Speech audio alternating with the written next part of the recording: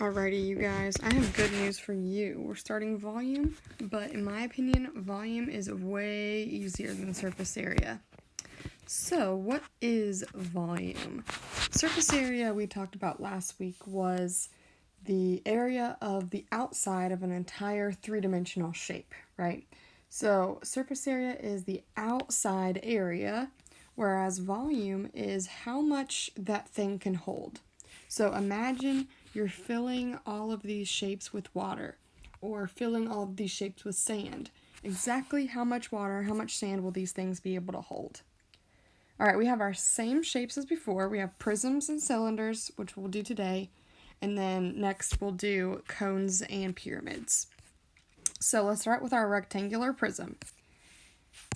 There's the shape, and here is the volume formula. Volume is just length times width times height. Easy peasy, not too bad. No P, no B, anything like that. It's just length times width times height. So here's our example. We have 5 inches is the height, 3 inches is the width, and 7 is the length. All we have to do is multiply all of those together. And we'll get 105 inches. This is cubed. Area is squared. Volume is cubed because there are 3 dimensions here, basically. Okay, next is our triangular prism. Here's the shape, and this is just 1/2 base times height times length. Now remember, the height in this picture is straight through the middle of the triangle, but it doesn't have to be like that. I'll draw an example. If the triangle is like this,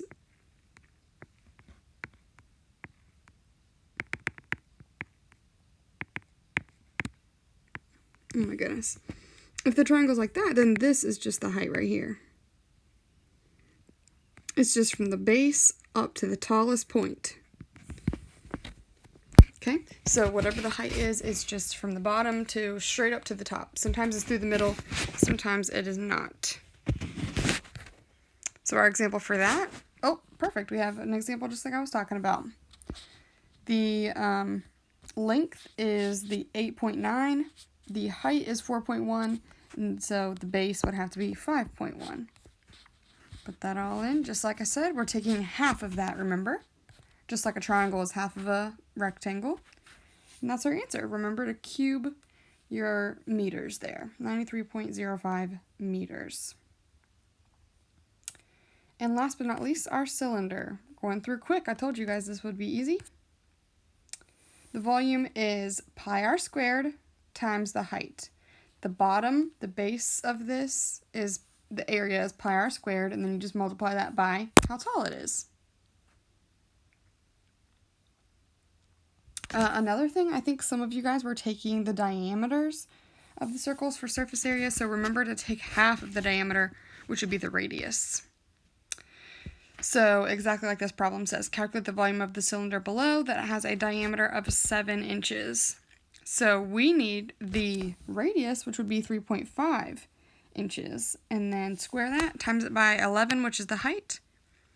And you can use 3.14, or you may use pi if you would like in your problems.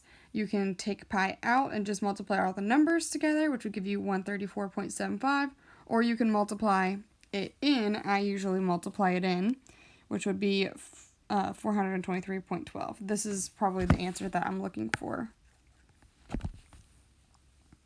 Alrighty. So guys, that's it for volume today. We will do our last 2 shapes another day, and then guess what? This is the last week of material. So we'll probably maybe take a small quiz on surface area and volume. I haven't decided yet, or I'll just make you do a project. We'll see. But regardless, our notes for today are over. Let me know if you have any questions.